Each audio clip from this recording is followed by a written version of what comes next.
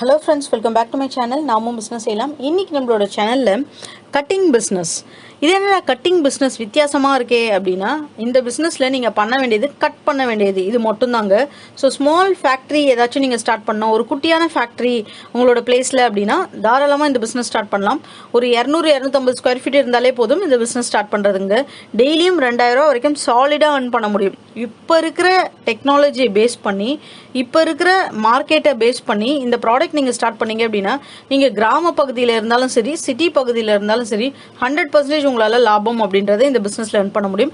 இது ஒரு new type of business அப்படின்னு கூட சொல்லலாம். நம்ம ஊர்ல தமிழ்நாட்டில் எத்தனை பேர் இதை எடுத்து பண்றாங்க அப்படின்றது எனக்கு தெரியல. பட் நீங்க பண்ணீங்க அப்படின்னா காம்படிஷன்ஸ் ரொம்ப குறைச்சலா நல்ல ஒரு இன்கம் earn பண்ண முடியும்.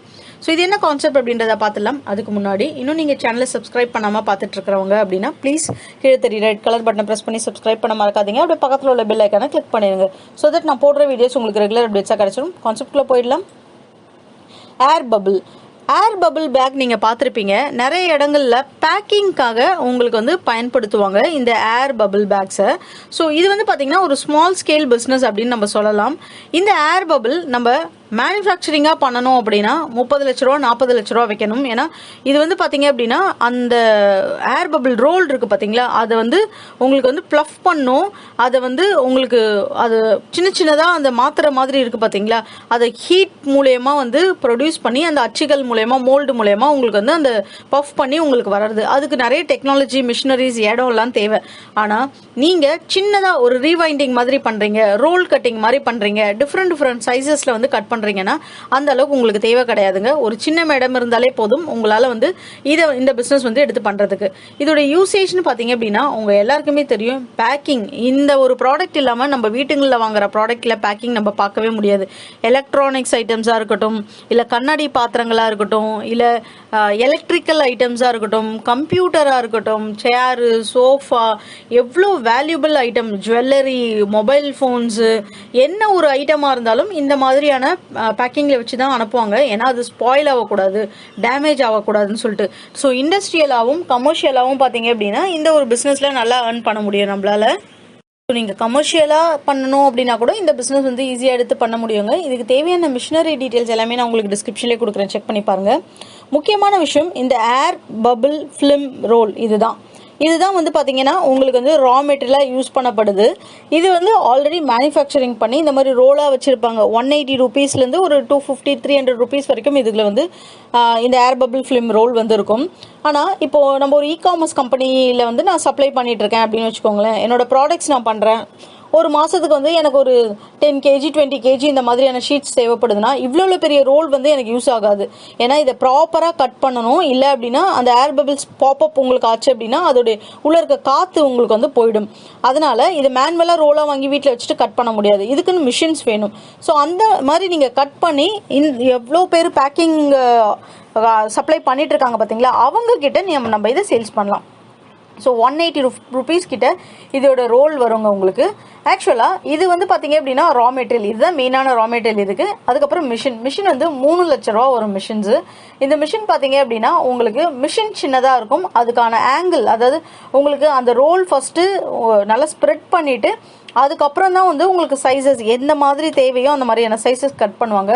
ரொம்ப ரொம்ப முக்கியமான விஷயம், இதில் ஸ்கில்டு மேன் பவர் அப்படின்றது தேவை கிடையாது. உங்களுக்கு ஒன்ஸ் நீங்கள் சைஸஸ் எவ்வளோ சைஸஸில் வேணுமோ அதை உங்களுக்கு கட்டிங் பண்ண எடுத்து பேக்கிங் பண்ண வச்சுட்டாலே போதும். வேறு எதுவும் ஸ்கில்டாக நீங்கள் இதில் ஒர்க் பண்ணணும் அப்படின்ற ஒரு அவசியம் கிடையாது. இந்த பிஸ்னஸில் ரொம்ப ஒரு சூப்பரான பிஸ்னஸ்ங்க. இந்த பிஸ்னஸ் ஈஸி டு கோ அப்படின்ற மாதிரி சொல்லலாம். இதில் இந்த பிஸ்னஸை பொறுத்த அளவுக்கு உங்களுக்கு பேக்கிங் 500 ஷீட்ஸ் பாக்ஸஸில் பேக் பண்ணுவாங்க. இப்போ நம்ம வெளியே சேல்ஸ் பண்ணுறோம். இப்போ நம்ம நார்மலாக ஒரு அமேசான், ஃப்ளிப்கார்ட் இந்த மாதிரி இடங்கள்லாம் இருக்குன்னு வச்சுக்கோங்களேன். அங்கே போய் நம்ம சேல்ஸ் பண்ணோம் அப்படின்னா கூட அதில் உங்களுக்கு லிஸ்ட்டு கேட்பாங்க. நம்ம ஒரு சப்ளையராக என்ரோல் பண்ணுறோம் அப்படின்னும் போது நீங்கள் உங்களுக்கு கவர்ஸ் தேவையா, இந்த மாதிரி பபிள் ரேப் பண்ணுறதுக்காக உங்களுக்கு பேக்கெட்ஸ் தேவையா, இதுக்கெல்லாம் சப்ளையர்ஸ் இருக்காங்க, எங்ககிட்ட மேனுஃபேக்சர்ஸ் இருக்காங்க அப்படின்ற மாதிரி ஒரு லிஸ்ட்டு உங்களுக்கு காட்டுவாங்க.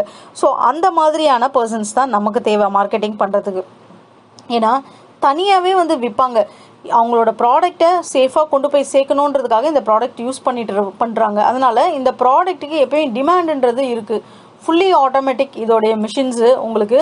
அதனால் மேனுவல் இன்டர்வென்ஷன் தேவை கிடையாது, ட்ரைனிங்கே உங்களுக்கு தேவை கிடையாது இதுக்கு. இன்ஃபேக்ட் நீங்கள் பாட்டில் ஒரு முறை இந்த மிஷின் எப்படி ஆப்ரேட் பண்ணுறது அப்படின்னு சொல்லிட்டு மிஷின் ஆப்ரேட்டர் கிட்ட கற்றுக்கிட்டாலே போதும். இந்த ஏர் பபிள் வேப் பொறுத்தளவுக்கு உங்களுக்கு நிறைய பார்த்தீங்கன்னா ஷீட்ஸ் ஆகும். நிறைய இடத்துல வந்து இதை பவுச் கவர் மாதிரியே பண்ணியிருக்காங்க.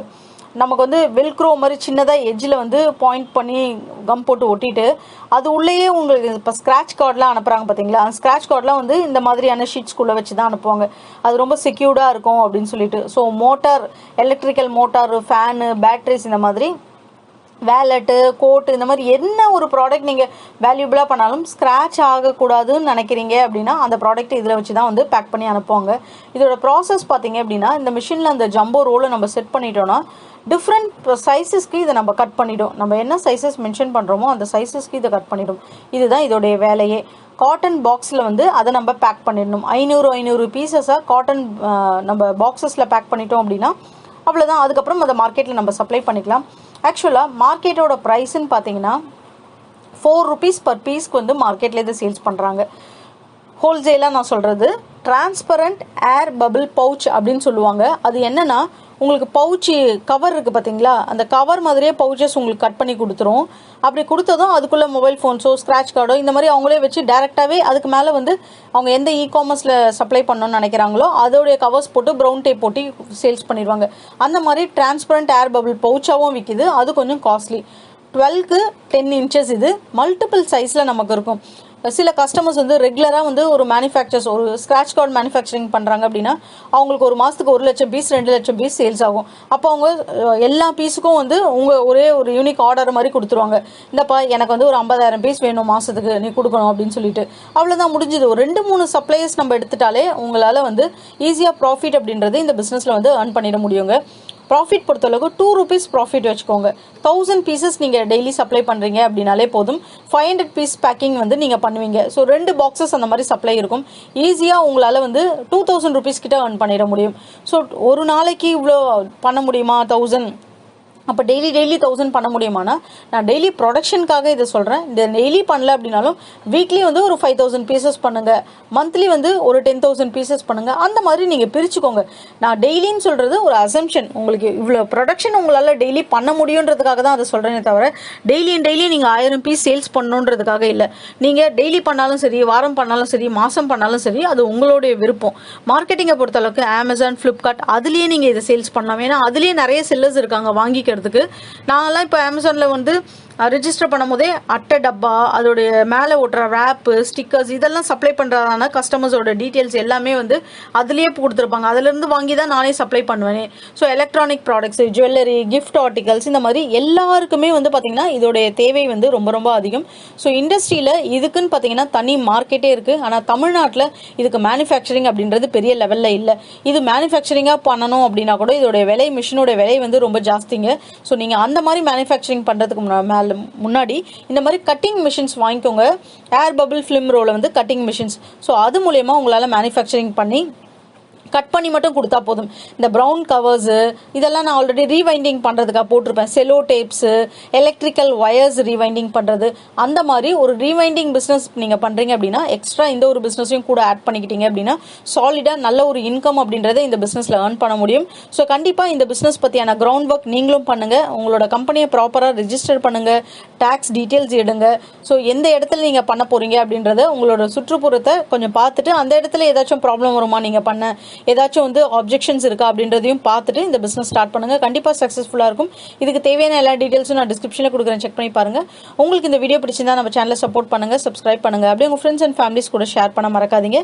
நீங்கள் ஷேர் பண்ணுறது மூலயமா உங்களுக்கு உபயோகமாக இல்லை அப்படின்னாலும் நீங்கள் ஷேர் பண்ணுற யாருக்காவது ஒருத்தருக்கு கண்டிப்பாக இது உபயோகமாக இருக்க வாய்ப்புகள் இருக்குது. தேங்க்யூ.